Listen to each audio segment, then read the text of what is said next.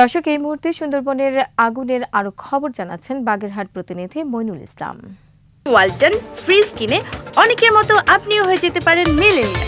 সেরা পণ্যের সেরা অফার। এই আগুন নিবানোর জন্য সকাল থেকেই আমরা দেখতে পাচ্ছি যে এখানে ফায়ার সার্ভিস, নৌবাহিনী এবং বিমান বাহিনী একটা হেলিকপ্টারে এই আগুন নিভানোর চেষ্টার কাজে, নির্মমের কাজে লেগে আছেন।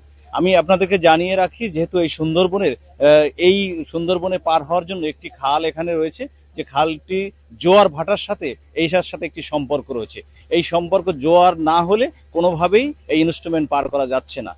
ফায়ার সার্ভিস, নৌবাহিনী, বিমান বাহিনী সবাই আমরা অপেক্ষা করতেছি কখন এই ওপারে যে আগুন নিরূপণের কাজ শুরু করবে। এখানে আমরা যিনি বন বিভাগীয় পূর্ব বিভাগীয় কর্মকর্তা আছে তার সাথে কথা বলেছি। ফায়ার সার্ভিসের যিনি ডিডি আছেন, উপপরিচালক, তার সাথে আমরা কথা বলেছি। তিনি বলেছেন আমরা 3টা ইউনিটই এখানে কাজে এখন সংযুক্ত হয়েছি, আমরা যত দ্রুত পারি এই কাজটা শুরু করব।